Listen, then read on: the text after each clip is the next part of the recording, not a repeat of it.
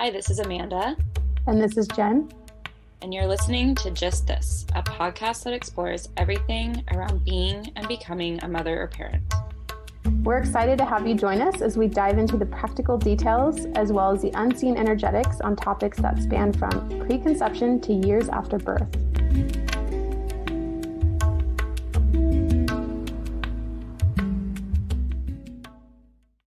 Today's going to be, as I was just saying to Jen, more of like a verbal journaling session that we're bringing you along the ride for, just because it's present and relevant, and there's probably a lot of parents out there that can relate to some of the stuff that Jen's been working through on a personal level and coming to me with, and we've been reflecting on it. We thought we'd just bring some of that here and just talk about it in a more general sense of choosing. If we were to put it in a nutshell, how would you put it? Choosing career and family life, the balance of. That's actually a topic we've wanted to do, is career and family life. I think and career dreams. And dreams. Okay. We got to put it like dreams in there. I'm seeing it more as career, yes, career and family life balance, but also having to make compromises in your own life because you're a parent. Yes. And that's a reality. As much as we want to say you can be you and you can do whatever you want to do, it's just not the truth. Let's just be blunt. And you're going to have to make compromises. But I also believe that we do limit ourselves sometimes a little bit more than we think is possible, especially when it comes to the resources around us in our lives. It's very easy for us to not see resources and or the potentiality of a million other possibilities that our minds aren't focused on. They're not fine-tuned in to see, oh, there's actually this possible way or this possible way. I'm sure we'll get into all of that. Yes. Is there anything direction you want to go? You can keep it pretty quote unquote broad in some ways, if there's anything you want to start with on this. Yeah, I think we should kind of start with an example of what we're talking about here. Basically, Amanda and I, mainly because it's in my life, but Amanda's been with me along this journey. It's kind of come to a head of having to finish my midwifery path into becoming licensed, and also this difficulty of being a single mom and how to be on call and go to school and have financial resources and all those things that come together. And it's been something I've been struggling with probably for a while, actually, but it really came to a head this last month where it's just, I really was like, I need to make a decision whether or not I could actually continue moving forward, because I just felt I didn't have the capacity to do that any longer, just from the stress of everything that's been happening. So that's just like a little bit of background. And how we can make this a little bit more broad is things that we want to do, like our dreams or goals that we want to have, and this other side of us that we have to be responsible for, which is our kids. It's interesting because I feel like all the time I'm trying to explain this to people without kids. And if you're listening to this, most likely you have a kid. There are some people that are tuning in that are on the journey into conception, but it's just very hard to explain to people all these other things that are just so much more malleable when you don't have a child aren't as malleable. Again, there is a lot more flexibility than our minds let us have. What if our lives completely change? What if we live somewhere else? All these things. It's not as out of the question as we always make it in our mind. So basically, Jen's in this equivalent of med school. That's what it is. And you are a midwife in the eyes of some, because there are some states where you don't need this really intense licensing, like in California. And you're in your final push. It's what I want to bring in here is there's a couple things that come to mind. There's a person that is kind of a mentor. She actually, when she became a mom, hit a point of burnout and it took a full-on sabbatical. Like she took an undecided sabbatical. It still was scary, like all the things. Like maybe there was resources that other people don't have. Maybe that's more of a possibility. But I do think there is something to be said of taking a pause and taking a break, and almost like taking that pressure off yourself, because we can get into this, because when you did that, it almost like loosened and released the thing. You could actually sit in the open space and then see a little bit more. It's hard to make these decisions when we feel like we're overwhelmed, we're at capacity. Mhm. Yeah. And we have no capacity to do anything or make any decisions from that point. And it's hard to be in that place though and be like, yes, and I have to pay the rent. I have to feed my child who can't cook for themselves. I Mhm. have to be this emotional support for this person that doesn't know how to handle their own emotions yet, and I'm their guide. Mhm. And it can feel like a lot. I bet if I were to take a poll of every mother I know out there, we've all hit a point of being, Burnt out. yeah, Yeah. I'm done. I'm just, as I put it, I have laid on our floor and just cried and been like, Mhm. close your eyes and be like, can we just make the world stop right now? We've all been there. It's okay. We love you. And yes, we Be can for a you. moment. Yeah. Yes. Yeah. Do it. Let it And stop for a just moment. for a moment. Yeah. But I think there is an element too, just to weave this in, is if you hit this point, how can you take a break? And I know your immediate answer might be, I can't, but maybe you can talk about this a little bit more, is you didn't make a decision. You removed everything you could from your plate, recording this podcast, or really the first thing to remove is oftentimes any communication with anyone. And I'm feeling like I'm at this point right now. I want to minimize my communication with people because I feel like my energy is being taken away in so many places. And I can choose who's going to be the one I'm communicating with that will give me energy. But really, usually when you're in this place, it's like taking a pause and a break from any other energy and then trying to cultivate and bring your energy back to you is the first step. It's almost like in this postpartum connection course that I'm doing, or what I teach is you need to focus on you first, right? Mhm. You can't be in a place to connect with anybody if your cup isn't full, if your boundaries aren't there, if you're not in an energetic place to not be charged up and protecting that versus Yeah. allowing it to others. Okay, continue on. That was a side journey we just went on there, but step one, No, take a step fucking one. break. Take a fucking break. It's Yes, and just to add to that, I think it is really important, and I did notice that I kind of did that naturally. I stepped back a lot. I did not actually go out as much. I had less contact with people. And I think what part of that is too, it's almost a moment to like gather assessment of like, where am I at? What am I feeling? What is happening? Like an assessment of yourself, right? Because I also know for me, when I discuss things with other people, that was the other thing. I didn't discuss a lot of what was happening too much. And if I did, it was very specific people that I talked to about it. But again, like a lot of it was a lot of inner like questioning, like, what is it that I want? What is it that's stressing me out? What is it that I need? If I could make this happen, what would that look like? What resources do I need?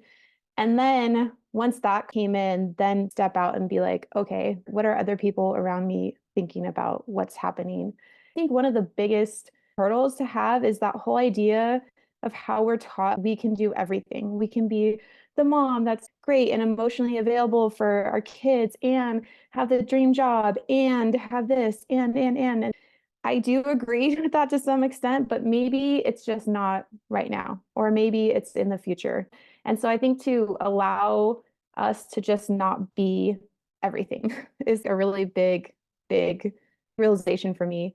And the other one that really came out for me was this idea that ultimately I've always wanted to be a mom first and foremost. Number one importance to me. That's something I've dreamed about since I was little. And so in that time of the inner reflection and like trying to fill my cup back up is to reflect back about what my priorities are and what is needed right now in my life. What is it that is calling to me that needs me? And is this thing that I'm reaching for, can I come back to it? Or can I take a break from it? Or whatever the case is. Do you have anything to? Yeah, one thing I want to add in there is I think this is a great time to weave in like the alternate possibilities. And I love how you said exactly just taking a pause. I think when we take a pause too from all the outside stimulus we're getting, we're cultivating our energy. And it almost is like we're allowing that space for yourself sometimes can recharge you enough that you're like, actually, I do want this. When I was talking to you, you at one point were very clear of like, I am going to talk to this board or this organization and see what the possibilities are. You had kind of sat with yourself, recollected your energy, rethought through things. Then you were proactive in being a little bit more open to possibilities, I think. And maybe that came from the cultivation of sitting with yourself of, if there was a way to make this work, how could we make this work? And additionally, we had chatted about, and this was earlier on in some of this process, you had this whole story of what everything would look like beyond just completing the, and I think that was playing into, I was like, you're so close. I get taking a break. And I think there is a way that there you could potentially make this happen without taking this big pause. Not that that's going to be what you do. Again, opening up to the possibilities of it can really look a lot of different ways. And I think you understand to see that, and just seeing that sometimes talking to the right resources or collecting the right resources of questioning, is there a way to make this happen and get what I'm trying to get also? Because, well, we can't do it all. Truth, people. There are resources or ways, or there's flexibilities that we might not see and might not explore because we have closed ourselves off. The most easy example is not asking others to help us. Simple example. But then like some other things you did were talking to the board. Is there a way I can do it this way? What are the possibilities? Here's my situation. Oftentimes people are a lot more flexible. We immediately shut those possibilities down before we even explore them. So. Yeah. And I think too, what really helped in making decisions is to actually sit with both sides of decisions and really allow the emotions to come forth. If I continue down this, what's that going to look like? And what emotions are coming up for me? And if I don't, then what emotions are coming up for me? Allowing those emotions to like really be okay with it. Like I cried so much, like you're talking about on the floor. To process it. Yeah. Yeah. Allow yourself the space to do nothing as much as don't talk to anybody, do nothing, cry. Yes. And sometimes I would even say too, because like even just bringing it up, I would get emotional about it. I don't want to go there, and like I think that's another thing too, is having those boundaries set. Like if it is a very emotional thing, you don't have to talk to people about it. Just tell them, I don't want to talk about it right now. I will talk about it when I'm ready with you. Because sometimes those emotions are big and you need to have the space to deal with them. And if they come up in a time that's not appropriate, you're kind of cutting off that flow in that space. Yeah, the only other thing that comes to mind that we actually didn't really talk about at all in this situation, I mean, I've heard this being used as well, and I think this is kind of tying into your sitting with, if I made this decision, what are the feelings that come up if I made that decision? Also, I think what is nice is thinking about, well, who do I want to be? If I had the ultimate choice of what my life would look like and what I would be doing, who is that person? And then asking that version of you, what would you do in this situation? Sometimes can be helpful. That's another tool or kind of meditative practice. And even journaling, if you do journal out. If I had everything I wanted, what would that look like? What's the future me that ideal place, thing I'm doing, everything? What does that look like? Writing who is that person, feeling into that person, and then asking that person. Higher self is another thing to connect to, but I think jumping forward into our future timeline, our ideal timeline, and then trying to tap into what potential decisions would that person have made at this point. Yeah, I like that. We should maybe try to record a meditation to do that. That'd be fun. Yeah.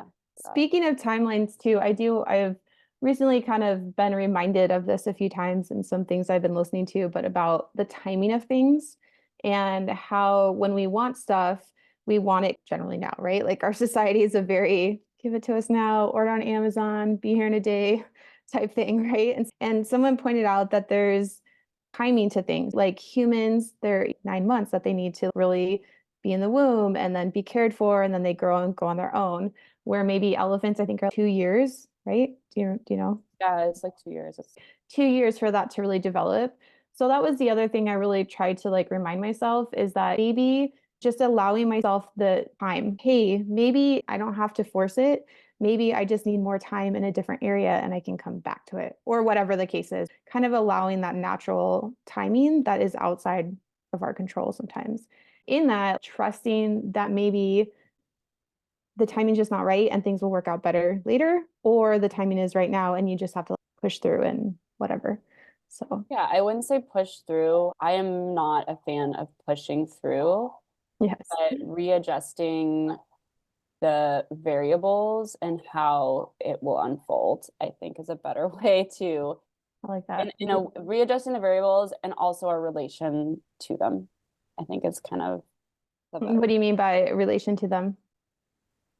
Sometimes there's things in life that we have to do that we don't want to do, right? And if we can, something simple, let's say, I don't mind paying bills and stuff, but other people, this is an example that people brought up, you don't like paying bills or it's just not fun, doing your bookkeeping, whatever it is, something, I'm thinking all these business things, but I don't know, maybe it's cleaning the fucking cat box. Who cares? Right.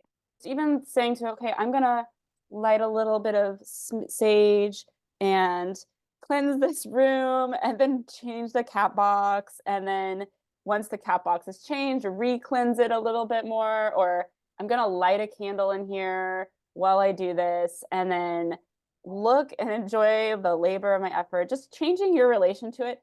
I don't know Yes. how we're gonna make cleaning a cat box fun, but you know what? We can somehow shift our relation to almost anything that we can shift our relationship to the task. It's a mental practice, making it meditative. I can like slowly do it. Design the sand. Yeah, whatever it is.